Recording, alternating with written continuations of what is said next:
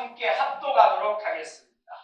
여기 나와 있는 이 뿌려졌던 TV를 한번 보시고 함께 봅니다. 또 우리에게는 더 확실한 예언이 있어 어두운 데를 비추는 등불과 같으니 날이 새어 특별히 너희 마음에 떠오르기까지 너희가 이것을 주의하는 것이 옳으니라. 아멘. 할렐루야. 아멘. 아이고 잘 오셨습니다. 같이 한번 다시 인사해요. 잘 오셨습니다. 잘 오셨습니다. 아이고 우리 이쁜 지희도 왔어요. 그래요. 우리 충기하고 지희가 특별히 이번에는 인사를 안 했었는데 충기는 조금 전에 했고 한번 그렇게 인사합시다. 복 많이 받으세요. 복 많이 받으세요. 고맙습니다. 예. 제가 살고 있는 곳이 용달산입니다. 밤하늘이 아주 맑습니다. 내 아들이 그렇게 이야기합니다. 아빠! 별이 왜 이렇게 많아요? 맞아요. 저도 이렇게 어린 시절 시골에서 자라면서 별을 많이 보고 살았습니다. 특별히 여름밤에는 별이 그냥 쫙 펼쳐진 걸 보고 꿈을 펼치기도 하고 소망을 갖기도 하고 그런 이야기가 있습니다.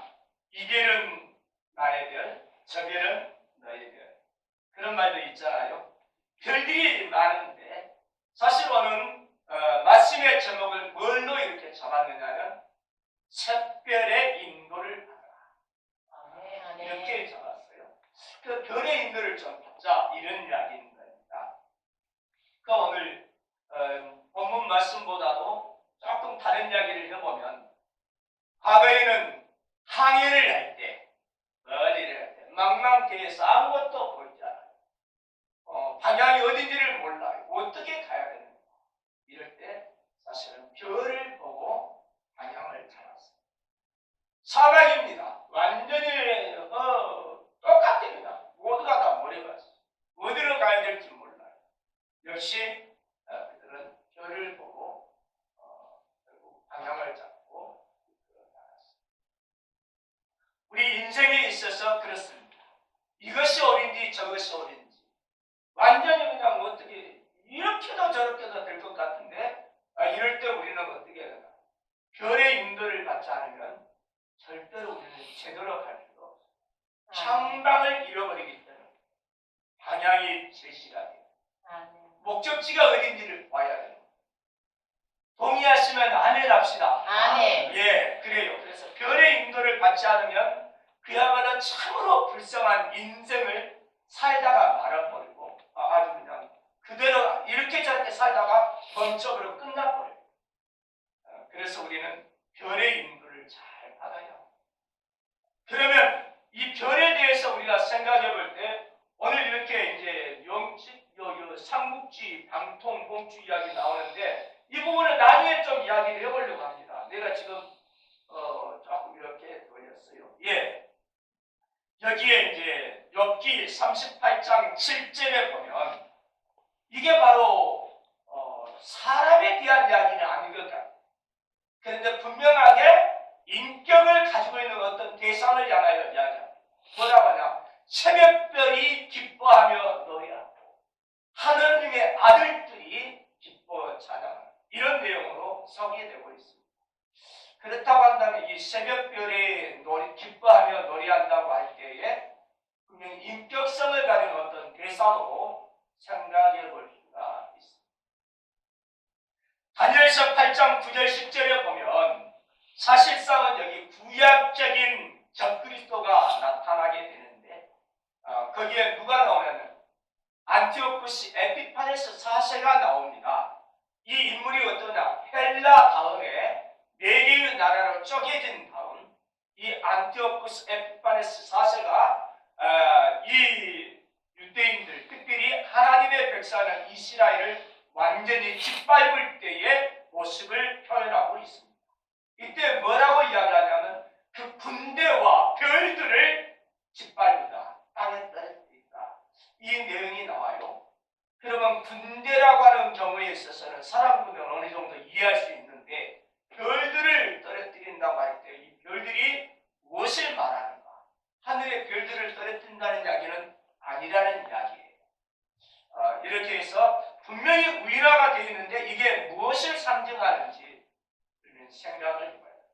또 별이 나타내는 모습에 요한계시록 9장 1절에 보면 하늘에서 땅에 떨어진 별 하나가 있더라. 뭐 이렇게 표현을 해요. 도대체 그 별을 어떻게 말이야? 사실상 이게 여러 어려운 내용들이 나오고 있습니다.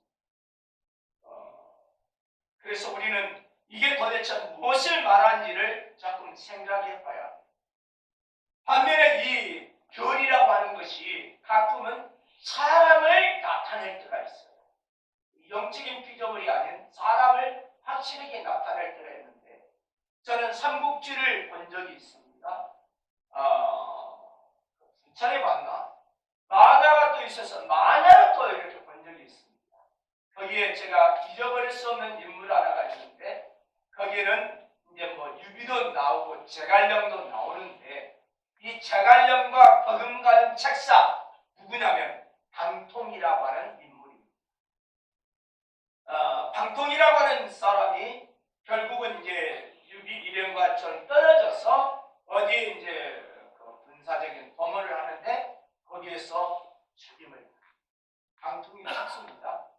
그 멀리 떨어져 있는데 제갈량이 이 방통이 죽음을 알고는 대성통곡하면서 크게 그렇게 슬퍼하는 것을 보게 됩니다. 어떻게 해서 당신이 그러면 그렇게 슬퍼하는가 했더니 방통이 죽었다. 무슨 이야기냐고 그런 뛰어난 사람이 죽지 않는다고 그랬는데 제갈량이 뭐라고 이야기하냐면 내가 간밤에 별 하나가 떨어지는 것을 방통이 죽은 것을 내가 이렇게 이야기합니다. 과연 한 이틀 지나가지고 연락병이 와서 방통이 죽었다는 이야기를 합니다. 이게 이제 낙봉파에서 이제 결국은 떨어져 죽었다는데 낙봉 그 방통의 호가 봉추였어요. 봉추. 그래서 이렇게 봉추가 이렇게 이제 떨어지는 곳 그 장소에서 아마 방통이 죽음을 이게 이제 아주 기억에 남습니다. 별이라고 하는 것에 아주 조심을 하는 거죠. 우리는 하나님의 말씀을 통해서 그러면 별을 조금 생각을 해봐야 됩니다. 요셉이라고 하는 사람이 꿈을 꾸었습니다. 다른 꿈 이야기보다도 뭘 이야기하느냐면 형님들 들어보세요. 내가 말이죠 꿈을 꿨는데요. 해와 달과 11별이 내게 절하더니라. 이렇게 이야기합니다.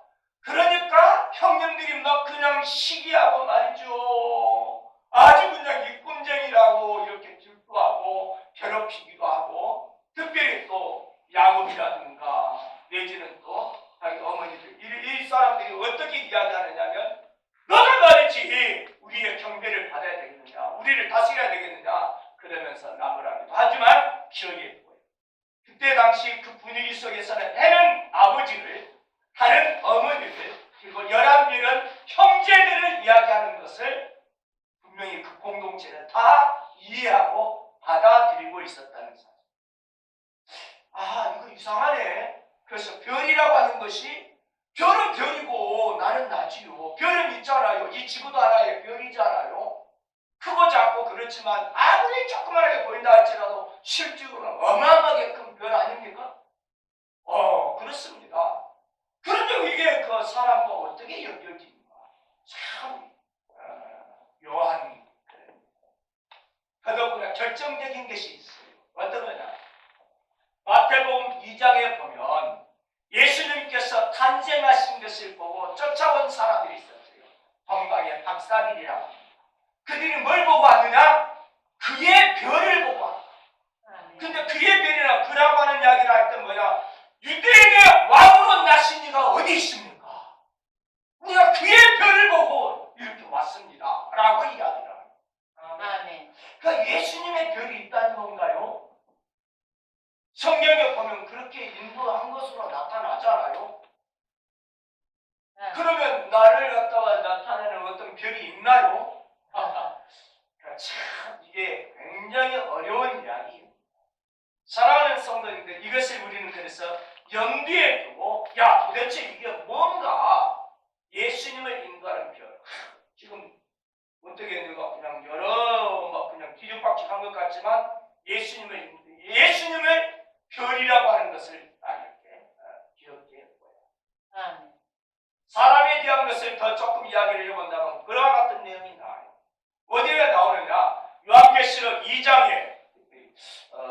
1장 20절 같은 데는 이렇게 있어요. 7별은 7교회의 사자다. 아멘. 다시 말해 교회 목사를 별이라고 우리 주님이 분명하게 해석까지 해주십니다. 아멘. 또 이렇게 이제 유다서 13절에 보면, 유다서는 한 장밖에 없어요. 거기에 13절에 보면 이렇게 나왔어요. 유리하는 별들이라고 표현을 해요. 사람들에 대해서 어떻게 표현할 때 어떤 그룹의 사람을 유리하는 별들이라고 이야기를 했어요. 그 앞에 이렇게 전문문맥을 쫙 살펴보면 조금 전에 뭐가 나오냐면 거짓 교사들이 나오는데, 거짓 교사들을 묘사하는 것 중에 유리하는 별들이라 라고 표현을 하고 있습니다. 그 이야기는 유리하는 별은 다른 게 아니라 그 뭐 유성이라든가 또는 뭐 그냥 해가지고 별똥이라든가 이런 정도를 나타낼 것인데, 목적지가 없이 그냥 떨어져 버리는, 궤도가 없이 그냥 사라져 버리는 이런 별을 유리하는 별들이라 이렇게 표현하고 있는 것입니다. 그러면 별이 어떤 경우에 있어서는 사람이 나를 지칭하기도 하고, 또 별이 어떤 경우에 있어서는 예수님을 지칭하기도 하고, 때로는 이 별이 목사, 교회에 있어서 목사죠.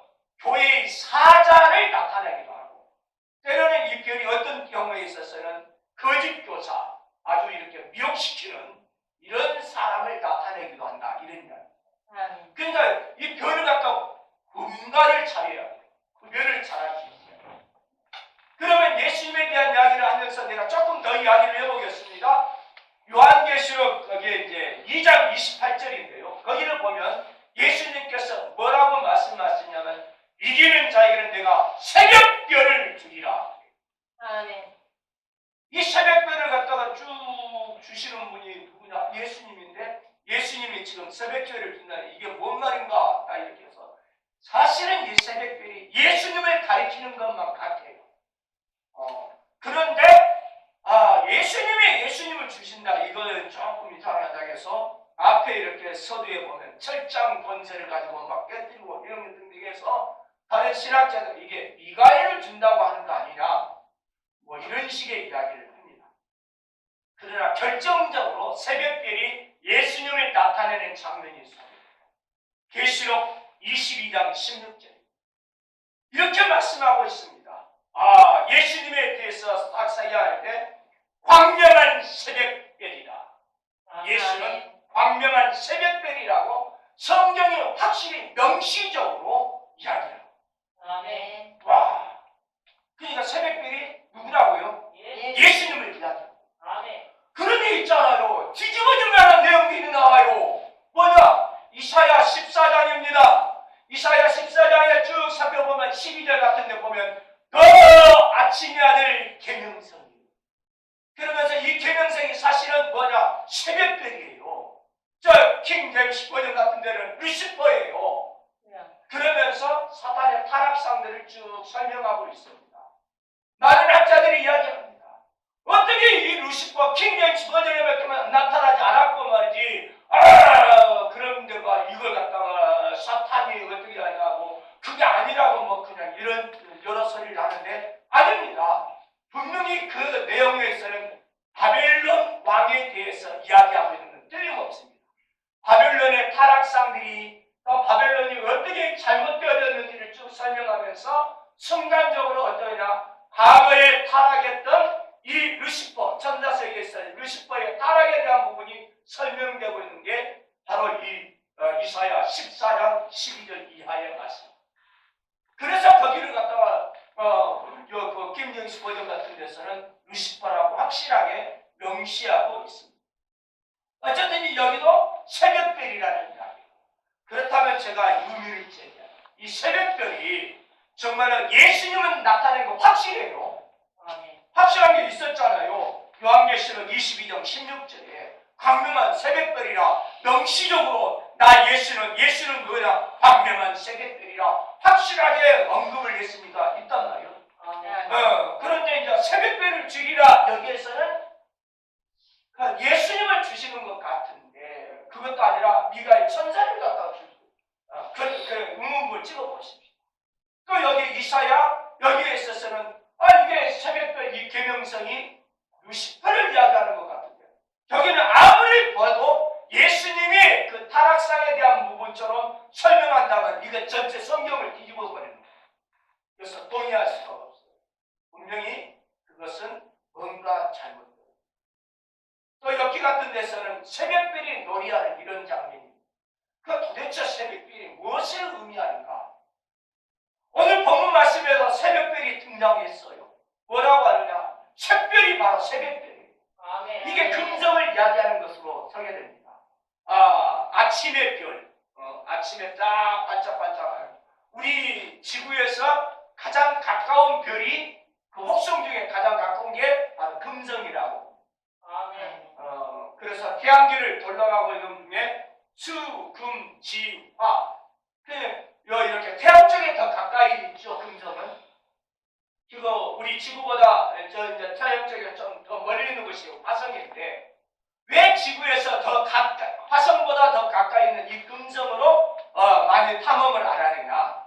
원래 태양 쪽으로 가까울수록 온도가 세요.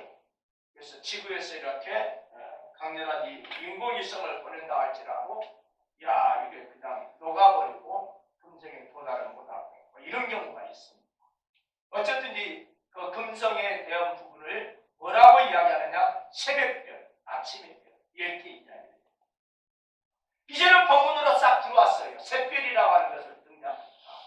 실질적으로 여기 이 본문을 쓰게 된 배경을 잘 알아야 됩니다. 지금 사도 베드로가요. 이제는 하나님의 은혜에 힘입어서 삶을 딱 마치고 죽을 날이 가까웠어요. 그래서 이 공동체에게 꼭 필요한 말씀을 교훈해주고 있는 내용입니다. 근데 이 공동체에 어떤 사람들이 들어가냐면 거짓 교사들이 들어왔어요. 그래가지고 이상한 이야기를 하는 거예요. 어떤 이야기나 예수님의 그 능력이라든가 예수님의 강림함에 대하여 이상한 가르침을 해요. 이걸 뭐라고 표현하냐면 교묘한 이야기라고. 이 사람들이 막 그냥 말을 섞어버리고 뭔가 돌리고 그래서 베드로가 이 공동체를 바른 믿음으로 이끌기 위하여 정확하게 표현을 합니다. 야! 그런 이 거짓 교사들의 말을 듣지 마라. 이제 잘 들어봐라. 왜 그러냐? 나는 말이지 친히 목격한 적이 있어. 누구를 목격했느냐? 하나님이 약속하신 메시아가 이 땅에 오신 것을 내가 목격했어. 사람의 몸으로 오셨어. 아멘. 그분이 어떻게 행하시고 어떻게 가르치시고 어떻게 삶을 사셨는지를 나는 다 봤어. 그러면서 그 베드로가 어떤 이야기까지 하느냐면 정말 결정적인 부분을 이야기하는데 나는 변화산에 올라갔어. 나만 아니야. 여한과 야고보도 같이 했었어. 예수님과 같이 갔었는데 그런데 이 변화산에서 예수님이 싹 변화되어 버리더라. 아멘. 근데 예수님만 오신 것이 아니라 모세도 오고 엘리야도 왔더라. 그분들이 이야기하더라. 뭔 이야기하냐? 예수님의 죽음, 이 별세에 대해서 이야기하더라. 와, 이런 세계가 있구나. 이런 모습이 되는구나. 이렇게 되겠구나. 우리는 확실하게 들었다. 하나님께서 여기 그냥 뭐라고 하냐면 이런 내 사랑하는 아멘. 할렐루야. 아멘. 이 하나님의 음성까지 들으면서 얼마나 놀랐는지. 이것을 베드로가 경험한 신비청. 나는 깊은 이런 신비청을 한 적도 있어. 얼마나 확실하게 우리 하나님이 약속하신 메시아가 오셨고 어떻게 사셨는지를 알아. 근데 그분이 확실하게 십자가에 죽으신 것을 우리는 봤어. 그리고 장사까지 지내졌어. 그러나 부활하셨어. 변화산에서 보았던 그 부활의 모습과 같은 그 영광스러운 주님을 봤어. 근데 그분이 다시 하늘로 올라가시면서 우리에게 이야기하기를 분명히 다시 오신다고 했어. 곧 오신다고 하셨어. 우리는 그걸 기다려야 돼. 아멘. 이해가 되시면 아멘. 아멘. 이렇게 지금 자기의 그 신앙 간증, 내가 지금 깊은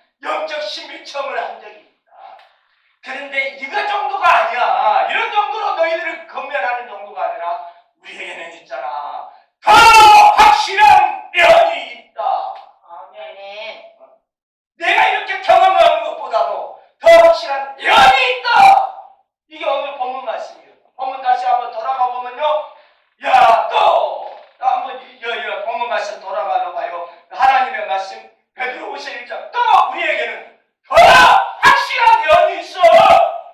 아멘. 이렇게 지금 베드로가 이야기하는 거예요. 공동체에. 내가 경험한 거 그런 정도 문제가 아니라 확실한 예언이 있다. 이 예언이 뭐냐? 구약 예언이에요, 사실은. 이 구약 예언인데 이 예언을 뭐라고 표현하느냐면 등불 같다 이런 식이에요.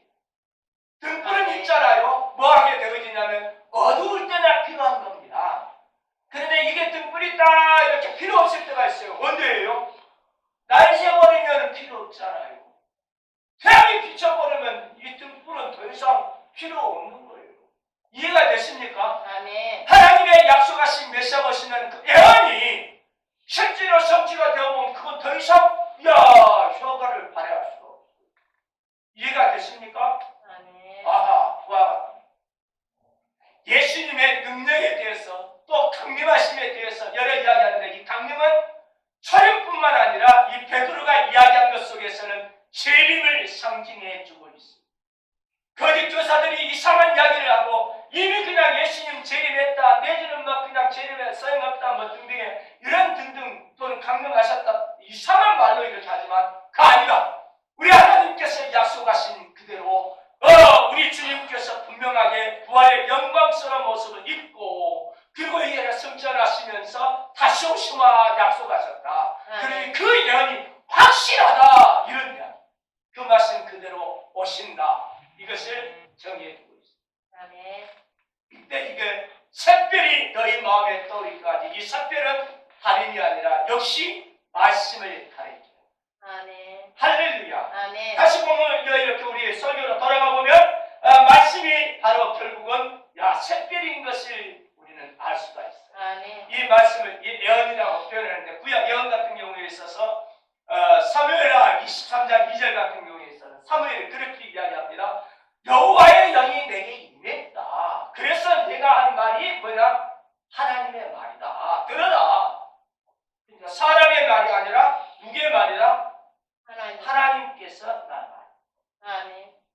에레미야 1장 7절 그리고 에레미야 1장 9절 같은 데는 그렇게 이야기합니다. 하나님께서 에레미야에게 뭐라고 이야기하냐면 내가 말이지 너에게 무슨 말을 명하든지 그대로 너는 말해라. 아멘. 뿐만 아니라 9절 같은 데는 그렇습니다. 내가 내게 내 말을 내 입에 두었노라. 아멘. 내가 내 말을 내 입에 두었노라. 아멘. 하나님의 말씀이 그렇게 정해져요. 사람 에레미야가 전하는 게 아니라 하나님께서 그를 통해서 말을 하는구나. 이거 볼 수가 있어요. 그러면 구약만 그랬느냐? 안 그렇습니다. 고린도전서 14장에 37절에 보면 사도 바울이 이렇게 말합니다. 내가 너희에게 편지하는 이 글이 주의 명령인 줄 알아. 아멘. 이야, 대단한 거잖아요. 아멘. 구약뿐만 아니라 신약 이것도 역시 하나님의 말씀으로 자신 있게 말씀을 전하는 사람들이 이야기하고 있습니다. 그 부분을 입증하는 사람이 바로 베드로입니다. 베드로가 뭐라고 이야기하냐? 구약 예언뿐만 아니라 바울의 편지, 바울의 글을 뭐라고 이야기하냐면 다른 성경과 같이 이 사도 바울의 그 글을 갖다가 인정을 해요. 원리를 아멘. 성경어와 같다라고 이야기해요. 그게 베드로후서에서 오늘 이렇게 이제 지금 베드로후서 1장 9절인데 3장에쯤 가면은 그런 내용이 나오고 있습니다. 사랑하는 성도님들, 이런 것을 볼 때에 사람을 통해서 전달되어지는 나오는 이 말이 사실상은 하나님의 말씀. 아멘. 와, 그 참 너무너무 놀라운 말씀인데요. 이 사람을 통해서 말하는 게 하나님의 말이 된다고 하는 것은 그러면 사람이 그냥 목사가 되는 거 그게 아니고 성령께서 감동하여 주셔서 말씀을 전하게. 아멘. 그 성령의 감동하심으로 글을 기록한 게 이걸 갖다 성령의 영감으로 하나님의 말씀을 기록했다. 이렇게 되는 거예요. 아멘. 이게 바로 어떤 내용이냐? 죄인인 사람이 성령의 감동을 받아서 무오한 성경을 이렇게 기록을 했어요. 이 이야기는 죄인인 사람 기자가 죄인 마리아가 성령의 감동, 성령의 완전히 역사하심으로 무제한 예수님을 낳고 아멘. 아멘. 엄청난 역사가 일어나요. 아멘. 아멘. 사람이 그렇게 쓰임받는다는 건 보통 일이 아니지요. 아멘. 아멘. 오늘날의 목사가 그랬으면 얼마나 좋겠습니까? 그러나 하나님께서 말씀을 기록하게 하는 이런 시기에 하나님의 말씀을 전하도록 하는 그런 하나님의 사람들에게 강력하게 임한 걸 볼 수 있습니다. 아멘. 그래서 우리는 충분하게 말을 하되 어떻게 하느냐? 지금에 있어서는 하나님의 말씀이 알게 되고 기억나게 되고 생각나게 되고 오리에 빠지지 아니하게 되고 분별하게 되는 이 모든 것들은 성령의 조명이라고 하는 것이지 아멘. 영감은 아니랍니다. 영감은 아멘. 성경이 기록되게 만드는 것을 말해요. 아멘. 근데 이 영감과 비슷하지만 기록을 할 수 없는 그래도 하나님의 말씀을 바르게 볼 수 있는 게 조명이라. 그래서 아멘. 성령의 조명을 그런 목사만 아니라 모든 사람에게 우리는 구할 수가 있어요. 주여 아멘. 말씀을 깨닫게 하여 주옵소서. 아멘. 알게 하여 주옵소서. 아멘. 아멘. 오늘 본문으로 마지막으로 이렇게 돌아가 봅니다. 사도 베드로는 그렇게 이야기해요. 나는 예수 그리스도 하나님의 약속하신 메시아를 나는 만났다. 그분의 음성을 들었다. 나는 그분을 만졌다. 그분을 내가 느꼈다. 그분을 내가 알았다. 그분을 내가 믿었다. 아멘. 그분이 다시 오실 것을 나는 확신한다. 아멘. 할렐루야. 아멘. 아멘. 그래서 거짓 교사들에게 야 너희들 그냥 헛소리하지 말아라. 그분은 그 말씀 그대로 오신다. 아멘. 과거에 예언했던 그대로 그분이 오셨었고 그분이 다시 가셔서 다시 오시면 그대로 말씀하신 대로 다시 오신다. 아멘. 이해가 되시면 아멘 합시다. 아멘. 그런데 여기서 우리가 나가야 할 건 무엇이냐면 앞으로의 일도 우리 삶에 있어서 우리 인생에 결정하는 데 있어서 어떤 일을 결정하는 데 있어서 이 모든 것들이 뭐냐? 내 생각대로 하지 말고 아멘. 이 속에서 일어나는 대로 너 아이디어로 너 경험한 대로 그렇게 이야기할 것이 아니라 말씀에 인도받아라. 아멘. 이렇게 이야기하는 거예요. 아멘. 그래서 오늘 내가 이야기하는 게 2023년도는 우리 사랑하는 이 넓은 들교회 성도들은 어떻게 하는지 말씀의 인도를 아멘. 특별히 인도를 받아야 돼요. 아멘. 어떻게 되느냐? 처음부터 이렇게 하냐? 그게 아니라 마음 깊숙이서부터 시작해서 떠오르는 이게 성령께서 사로잡아서 내게 조명하여 주심으로 말씀이 떠오르게 해요. 생각나게 해요. 기억나게 해요. 그 말씀을 딱 해가지고 결정을 하게 해요. 이게 이끌림과 배워져야 되는 거예요. 아멘. 이거 떠오르는 게 가지고 뭐 해야 되느냐? 우리는 기다려야 됩니다. 아멘. 주위에서 살펴야 되는 겁니다. 아멘. 주변 상황이나 어때 그렇게 휩쓸리지 마시고 아멘. 새별이 떠오르기까지 우리 하나님의 성령께서 나도 받고 있고 성도들 다 받고 있는데 그 성령께서 절대로 우리를 버리지 않으세요. 아멘. 일주일 주죠. 그러면서 말씀에 쭉 인도받으면서 부안에도 쉽게 움직이는 그게 아니라 가만히 이렇게 이끌어가시는구나. 또 기다려보고 주의하고 살피고 바른 말씀 가운데 삶의 작도가 정해집니다. 아멘. 우리가 가야 될 곳이 어딘가? 우리 교회가 가야 될 곳이 어딘가? 정해지게 됩니다. 사랑하는 성도들, 신비 체험을 이야기해야 됩니까? 신비 체험에 대한 이야기는 베드로도 이것보다 나는 더 확실한 게 있다. 예언을 이야기하잖아요. 아멘. 확실한 예언을 말하고 있잖아요. 할렐루야. 아멘. 사랑하는 성도님들, 그래서 우리는 금년에 복을 받을 때 특별히 인도함을 받는 그런 복을 우리 성도들이 받으랬으면 좋겠습니다. 아멘. 저에 대해서 여러 가지로 의심도 할 것입니다. 제가 이리 따져보고 저리 따져보고 이리 계산해보고 이리저리 수없이 많은 게 있을 수 있어요. 갈등도 있을 수 있어요. 사랑하는 성도님들, 다시 한번 제가 말씀을 드립니다. 저에게 있어서 그냥 어떻게 평가해도 상관없는데 다만 교회가 우리 하나님께서 하시는 아멘. 아멘. 따라서 이 교회가 가장 잘 되어지기를 원합니다. 조금 그냥 우리 집 앞에 있잖아요. 돌 하나 그냥 크게 해서 여러모로 그냥 귀찮아하기도 하고 한 것 같은데 가끔 그냥 차에 걸리기도 하고 그래요. 내 아내가 그냥 조금 당황스러워. 왜 이렇게 장애물 우리에게 명물이 되어가고 있어요. 멋지. 야, 멋지게 상징. 우리에게 거침이 된 것 같은데 완전 명품이 된 거예요. 와. 자, 럭키 산맥이 어디가 있어요? 럭키 산맥 잘 모르세요? 미국의 이 럭키 산맥이 거기에 있잖아요. 수목 한계선이라고 하는 게 있어요. 이쁜 주희야, 수목 한계선이 뭐야? 잘 몰라? 그 위에까지는 이제 나무가 안 자라고 이 나무가 자라는 마지막 선을 갖다 수목 한계선이라고 해요.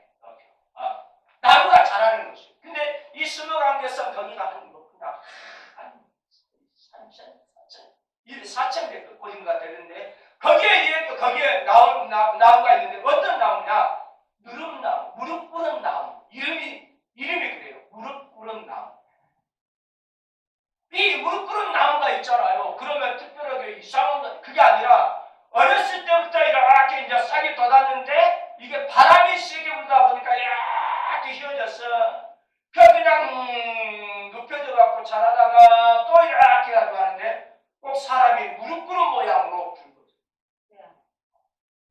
근데 그것이 명품 중에 명품을 만들어냅니다. 엄청난 이 악기, 그 뭐요? 바이올린과 만든 무릎 꿇은 나무.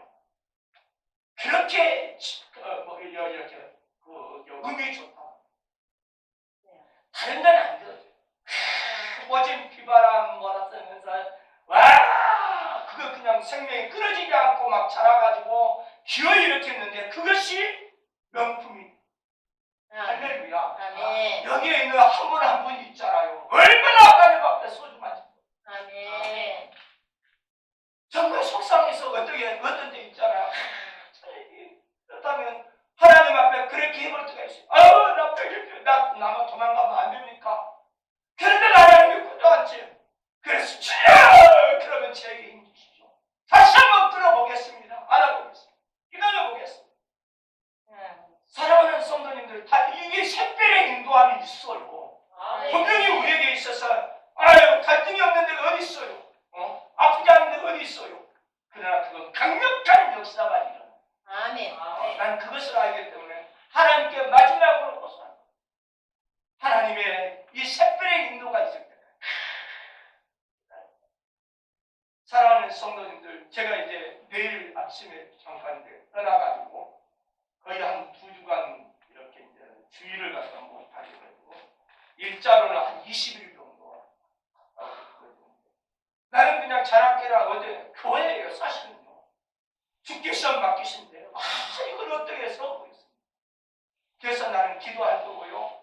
거기에서 끊임없이 어떻게 하면 교회를 위하여 내가 이거 그냥 하나님의 은혜로 하나님께서 예비하신 이 물질을 제가 돈이 많아서 간 사람이에요. 성도들이 알잖아요. 우리의 삶도 알잖아요. 다. 그러니까 우리 집이 그렇게 무리할 거 있어요? 아닙니다. 그래도 오랫동안 기도했고 준비했기 때문에 이제는 결단한 건데 비치고 갑니다. 그런데 그걸 할 거예요. 그러니까 그런 문제가 아니라 물질을 투자하고 내가 시간을 투자하고 사랑하는 성도자 미안한 마음을 가지면서 가게 되는 것은 나도 하나님께 붙들린 바 있어서 그런 거예요. 어떻게든 세워보려고 하는 겁니다. 나도 세워주고 우리 가정도 우리 성도들도 우리 교회도 그렇게 한번 해보려고 몸부림치는 거예요. 기도하시면서 하나님 은혜 베풀어 주셔서 감사합니다. 이 역사가 일어나기를 원하고 있습니다. 그러니까 다시 한번 이렇게 이 베드로전서 1장 19절 마지막에 부분을 보면 뭐라고 하느냐면 샛별이 이 마음에서 샛별이 떠오르기까지 주의하는 것이 주의롭게 살펴요. 주의하면서 살펴요. 말씀이 이렇게 아전인수로 이렇게 하는 것이 아니라 하나님의 역사가 우리에게 이제는 날이 새면 더 이상 그 등불은 필요 없는 것처럼 우리 주께서 약속하신 대로 재림하시게 돼버리면 이제까지 이것이 딱 사라져버려요. 강림에 대한 어떤 이야기를 한다면 딱 사라지게 돼 있어요. 근데 이것이 되어질 때는 조짐이 보이게 돼 있어요. 이 샛별이 어느 때냐? 날이 새기 직전에 반짝반짝 빛나는 그런 순간. 이게 바로 새별의 영광. 아멘. 그러면 우리는 기억해야 해요. 그게 천사를 가리키는지 사람을 가리키는지 바르게 이끌어가는 하나님의 종을 가리키는지 하나님의 말씀을 해집고 막 그냥 저 분탕질하는 이 거짓 교사가 이끌어가는 건지 아니면 막 그냥 유리하는 별처럼 그렇게 되는 건지 다른 어떤 뭐 그냥 타락한 천사가 하는 건지 아니면 우리 주 예수님께서 이끌어가는지 우리는 여러 혼동할 수가 있는데 그럴 때마다 어떻게 하나 다시 한번 또 살피고 기도하고 또 준비하고 아멘. 하나님께서 어떻게 이 인생을 펼쳐가시는가를 한번 아멘. 돌아올 것은 말씀입니다. 아멘. 그런데 이 말씀이 내가 이렇게 읽어가지고 맞아요. 이 말씀이 내가 보는 대로 보여지고요. 내가 그냥 이해한 대로 이해되면 얼마나 좋겠어요. 그러면 말이죠. 이 성경에 그냥 이 수십만 수백만의 그런 박사들이 뭐가 필요하겠어요. 그게 아니라 여전히 아직까지도 다 열리지 않은 성경이라는 걸 기억해야 돼요. 누가 이 성경을 열어주냐? 이 성경의 저자인 우리 하나님의 성령께서 아멘. 성령께서 그래서 이 말씀을 조명해 주셔요. 알아듣게 하셔요. 분별하게 하시고 아멘. 생각나서 이리저리 따져보게 하고 오늘 이 2023년도 그래서 우리 하나님의 이 성령의 이 강한 역사로 또 이렇게 말씀으로 이끌어가고 우리의 삶을 쫙 인도해가는 이 인도함을 받는 그런 우리 성도가 되기를 주의 이름으로 축원합니다. 아멘. 할렐루야. 아멘. 감사합니다. 우리 하나님의 인도를 받되 특별히 인도를 받는 우리 사람들이 다 되게 해달라고 이 시간 함께 기도 한번 하겠습니다. 같이 기도하겠습니다.